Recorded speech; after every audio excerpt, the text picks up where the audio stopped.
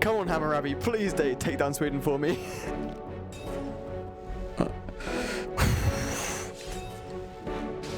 No! Wow, some ridiculous population from the AI. In my mod, they get as many cities as much population early game, and then they expand their yields. This is gonna be scary. Hi, I'm the Civ 6 AI modder, Roman Holiday, if you don't know who I am, and I'll make, surprise, surprise, the Civ 6 AI mod, Roman Holiday's AI rework. Now, today we could be playing what is perhaps, questionably, I'm about to make the case for it, the hardest game ever devised in Civ. Why, you may ask? Well, I made this save deliberately for the Civ 6 YouTuber Ursa Ryan. And why is it so hard? Well, let's just say I've been pushing him to his limit over the months. And now I'm back with version 4 of my AI mod, as you can see in the top right hand corner. Why is it so difficult? Well, the AI is far, far better at winning different victory strategies. For example, we're going to see with Sweden in the game, for example, Diplomatic, how good they are. Same with Hammurabi, same with every single one. Every single leader is personalized exactly to the best way to play the game. Check out the Steam page and my previous AI versus AI videos. But the AI is also a lot better at surprise attacks. They can betray you. You can go into alliance and then you might decide, you know what, we're done with this warmonger. Ursa Ryan hasn't actually found that out yet, so they might betray him and he does not know at all, which would be quite funny. They are much better surprise attacks before you have time to prepare late game operations, planes, and all the fun things that a certain nuclear advocate of peace weirdly likes a lot. But it's not just about the macros of the victory, like, oh yeah, you want to go for science, you want to go for diplomatic, you want to go for culture. It's actually a lot about the micros. That's how they win. All of the policy cards are completely reworked, their choice in V4. Belief choice is completely reworked. Crusade and work ethic and cross-cultural dialogue are very, very common. And no longer do they, as some other YouTubers have pointed out, no longer do they just pick the worship buildings first. Thank God. Promotions are much improved, a bit like the Roman legions. If they're under a lot of ranged attack, they will pick tortoise, saying it wrong, for that 10 defense against ranged attacks. And for a dedication, if they're in the early game when they happen to have a lot of commercial hubs and harbors, take Age of Steam for example, they have very high adjacency harbors. They then put the double card in for those harbors which they rush. Those harbors are then equal to science because of the free inquiry. And then suddenly they've just massively snowballed you in the early game and you're on the way to lose, unfortunately. Or Extos, if they are like Theodora and they really want to spread their crusade religion and wipe out as many capitals as they can, which of course gives them an extra free combat strength per capital wiped out in addition to the capital that they already have. And here, hint, Theodora is in this game. At least it's not Basil, I guess. Right, this is a game I actually made for Ursa Ryan, and he's playing it right now, very much enjoying it, the Dune style, spawn in the desert, isolation. He sent me a message when he opened it up for the first time, just with, "What have you done?" I thought that was hilarious. He's been playing it from turn 1. Right now we're on turn 69. Why, you might ask? Well, because I ran about 80 turns or so to test out the game before I sent it to him. And one thing I know, there's a very, very high chance that Sweden is going to declare war on me. So I need to try and do everything I can to stop it and prepare for it. But that's all I know. Because I've mostly been just shift and turning, nothing has really got built other than some scouts. So we're in a really, really dire situation here.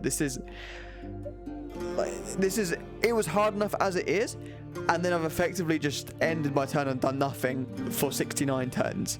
So I say the word mayhem because, fun fact, Ed Beach, the lead designer of Civ 6, Civ 7, and the expansions for Civ 5, he took over and saved the game, really made the most out of Civ 5. But before he did that, he worked on the AI for Civ 5, and one of the mechanics he put in Civ 5 is a system called the Mayhem Level. So when the AI, say in Civ 5, when the AI detects that, nothing that interesting is going on, the player is cruising to victory, it will throw in some mayhem. It will detect that mayhem level is not high enough and it will throw in a bit of mayhem. So that exact system is actually in Civ 6 as well. And you can actually if you delve deep into the files, you can customize it yourself. That's what I've done in this mod. So the likelihood is, in the late game, the AI is going to think there's perhaps not enough mayhem, and it's going to cause a lot more events, a lot more wars, denouncers, pillaging, even maybe nuclear missile launches. Hey, we need all the money we can get here. Yeah, 162, take it. Spain, 7 gold. You know what? We'll take it. Anything. 1 gold. Okay, that's too little. Sweden's deal's so much better, but it's not going to mean anything when they declare war in a few turns, so yeah. What are these policy cards? Oh no. I might have to wait till next turn to change them to save that 45 gold.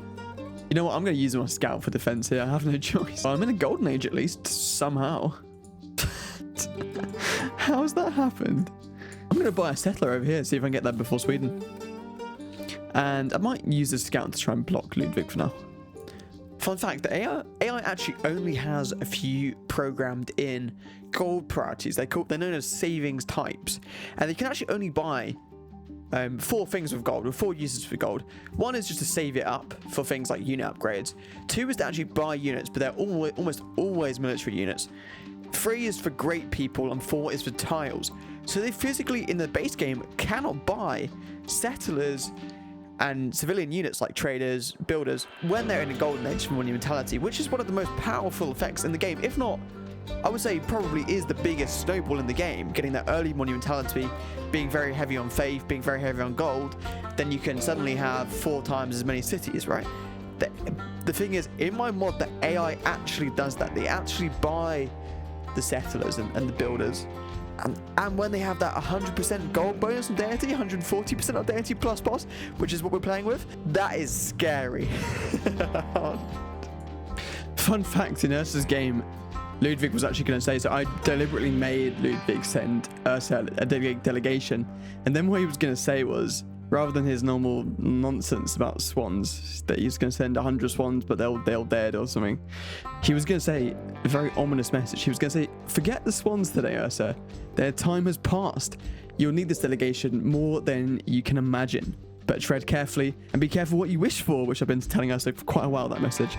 The shadows of your desires have a way of becoming all too real. I might put that in the comments, actually, because it's quite good. But I wish I'd managed to get him to say it. It's because the save file wouldn't take the updated localized text. So annoying. I tried so hard to make that work, but alas. Thank you for this one. Hopefully we're not going to drown. My tailor is on strike. That's the worst insult. You know what I'm going to do? Someone's going to want to join war in Sweden. I think I'm going to get someone to pay to go to war with 20 gold a turn for War of Theodora. I might do that, you know. I think, right. So I'm going to get Sweden to declare a joint war on Spain. So these Spanish archers immediately start attacking Sweden, which is what I want here. Right. Okay, make deal. Joint war, Spain. How much?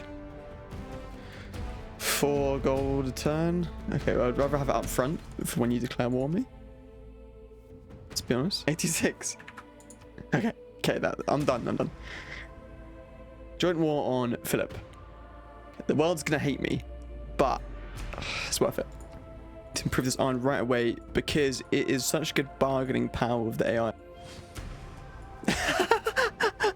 Spain have just taken the settler now. Yes, look at this battle going on. Oh, I'm a genius pulling the strings. Just how I pull the strings to Ursa's games sometimes.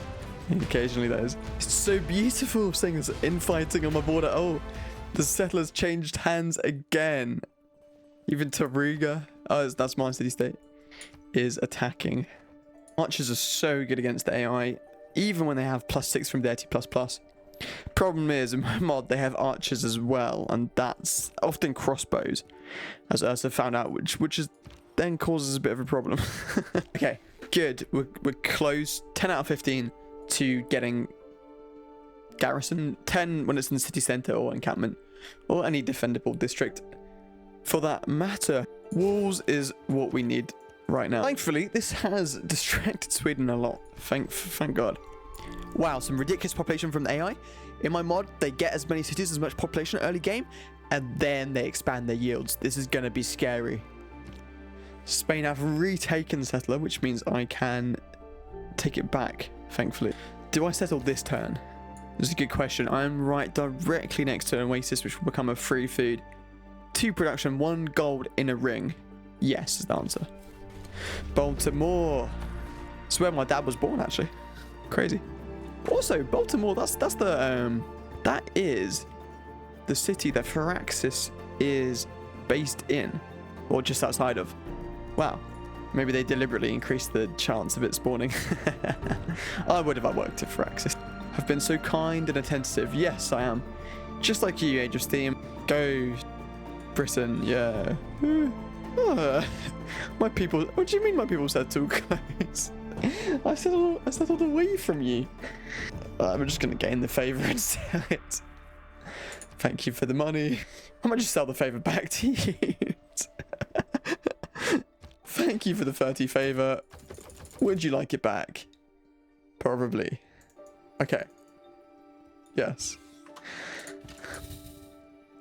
And now, oh, Sweden got it back. Now I just have to hope that Sweden loses settler and I don't get attacked or denounced by Christina. So, great general, very, very important, because is probably the only great person they're not going to be as competitive on. And a GOG, we need to get these units out quickly. Now only 7 turns, good. Okay. Would you like open borders? 12 gold, okay, done.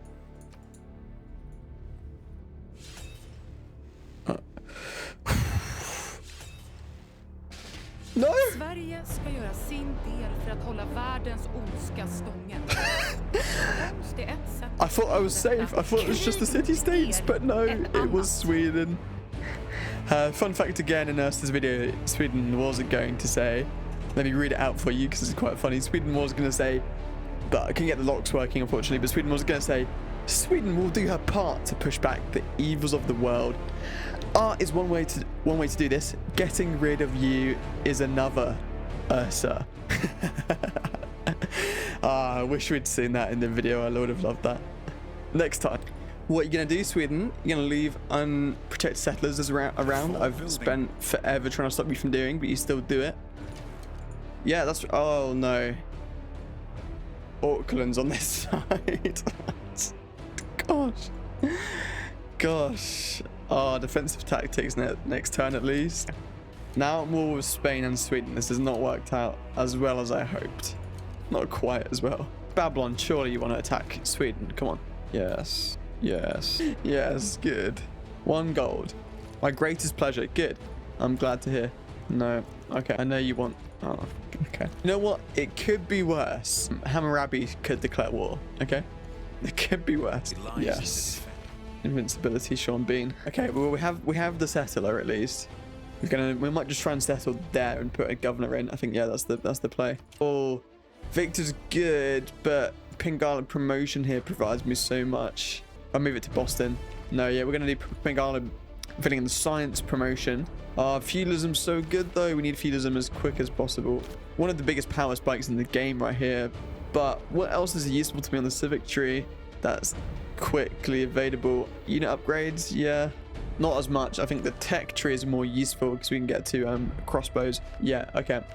Pingala, science, and reassign to Boston. If I take Amani out, we're gonna lose.